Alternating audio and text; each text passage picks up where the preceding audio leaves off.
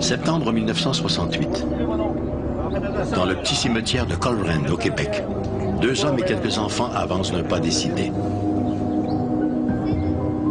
La troupe se dirige vers un immense rocher situé complètement à l'arrière du cimetière.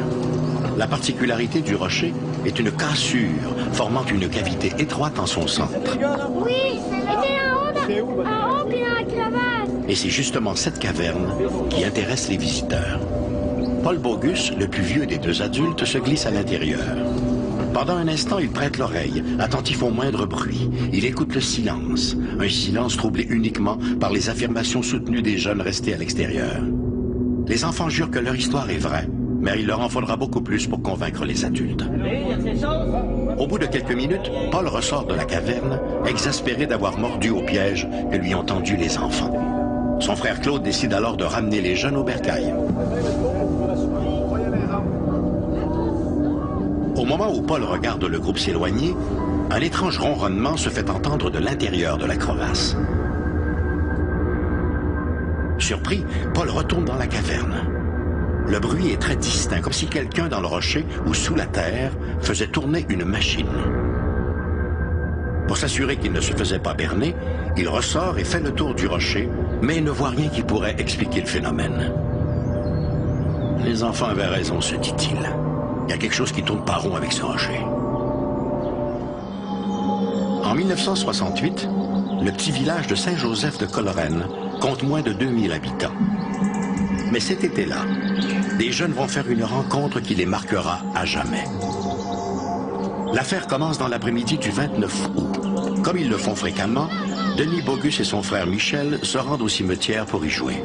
L'autre, on allait souvent s'amuser, on fait ça au cap du cimetière. Il y avait un boisé, bon, on allait jouer au cow-boy, étendre aux écureuils, tout ça. Puis ça, ben, un moment donné, ça, quand ça s'est produit, c'était un jeudi le 29 août, pour la première fois. Sans trop s'en rendre compte, les frères Bogus se dirigent tout droit vers l'énorme rocher. C'est à ce moment-là qu'une apparition attire le regard de Denis. Michel, viens voir! Tiens, Denis! Sur le rocher, tout près de la caverne, un personnage étrange les observe, immobile. On a vu ça être là, une forme qu'on n'avait jamais vue, tout ça. Là, on l'a vu, on l'a observé un peu, d'un coup, tout la plume nous a comme poigné un peu, puis là, lui, ça a disparu, pouf, puis nous autres, on a disparu sur le bord. Les gamins s'enfuient à toutes jambes pour raconter à leurs parents ce qu'ils ont vu. La créature de Coleraine, on peut la définir comme un être plutôt petit, à peau de serpent brûlé, d'écailles brûlées, chauve, avec des yeux assez importants au niveau de la dimension, et aussi ce que les enfants ont décrit comme une barbe très longue. Et l'être en question avait cette faculté d'apparaître et de disparaître sans se déplacer. On ne l'a jamais vu se déplacer. Il était visible et soudainement invisible. Le lendemain de l'incident, André Bogus et son oncle Pierre se rendent à leur tour au rocher pour trouver des indices prouvant l'existence de la créature. Les enfants passent l'avant-midi à explorer le cimetière et les boisés des alentours, mais ils ne trouvent rien. Vers 15h30, alors qu'ils s'apprêtent à quitter les lieux, ils aperçoivent l'étrange créature. L'être fixe les gamins quelques secondes, puis disparaît, comme on ferme un téléviseur, racontera l'un des enfants.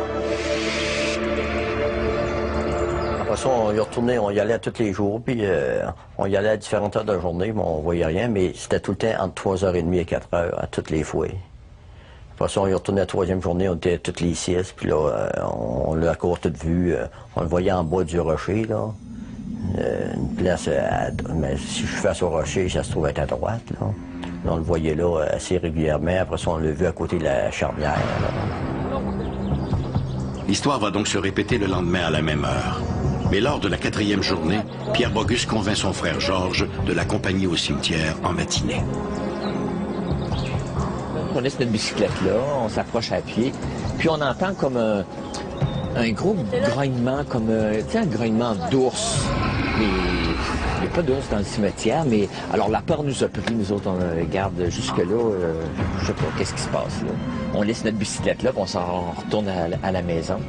Là, notre mère dit, vous irez chercher votre bicyclette après le dîner, là, allez plus jouer là, on vous le dit, tu sais, là, il peut y avoir des animaux, pourtant, le village de Coleraine se tenait là, tu sais.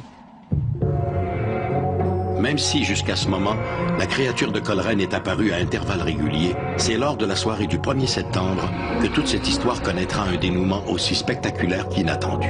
Il était, je crois, 7h40, 7h45 le soir. Mais il faisait, au mois de septembre, il fait encore clair, là, cette période-là. Donc, on part la gang encore. On s'en va au cimetière. On avance, rendu au milieu du cimetière, il y a un de mes neveux qui dit, il dit, oh mon Dieu, il me semble que j'ai vu passer quelque chose devant la lune. On continue, nous autres, on s'en va. On s'en va vers le cap du cimetière toujours. Puis, rendu à peu près une 50aine de pieds du cap du cimetière, là on a... J'en parle, j'ai encore ça fait quand même des années, là. On voit un engin. Puis quand l'engin était rendu, si tu veux, au-dessus du cap, une certaine, je sais pas, peut-être une vingtaine de pieds au-dessus du rocher, là, le même bonhomme qu'on appelle nous est apparu. Il est apparu comme ça, puis avec la même position, les bras écartés, puis qui nous regardait en bas comme ça. André Bogus détaille la créature à l'aide de ses jumelles. L'être regarde fixement dans sa direction. Les jeunes se passent tour à tour les jumelles pour mieux la voir. Il fait encore assez clair pour que les enfants puissent détailler sa peau comme des vagues, de la houle, plissée sur le long. Fait que là, la soucoupe volante a passé. En tout cas, on appelle ça une soucoupe volante, d'autres, là. Puis là, quand elle a passé, là, quand elle est arrivée vis-à-vis l'être, là, lui, il a disparu, pouf. Puis ça l'engin a continué, et puis on l'a perdu de vue. Ce sera la dernière fois que la créature fera son apparition. Et malheureusement, seuls les enfants Bogus ont été témoins de ces apparitions échelonnées sur 4 jours. Ils subiront les sarcasmes de leurs compagnons et seront appelés à raconter leur histoire à plusieurs reprises. Plusieurs sceptiques ont crié au canular. Mais encore aujourd'hui, 35 ans plus tard, les Bogus continuent de maintenir leur version des faits. Pour eux, ces événements sont authentiques et n'ont rien à voir avec l'imagination d'enfants. C'est la première chose que j'ai demandé à mes enquêteurs et qu'on a fait, observer les enfants quand ils nous parlent. Et ces enfants-là nous regardaient droit dans les yeux, avec une dramatique, une espèce de passion dramatique, si je peux dire, dans le visage, dans la voix, dans la façon de le raconter, sans jamais se consulter du regard. Et ça a été, pour moi, une révélation. Je me suis dit, c'est extraordinaire. Ces enfants-là ne mentent pas. Je n'ai pas de preuves. Mais je peux vous dire, pour avoir été père de famille, ces enfants-là ne mentent pas.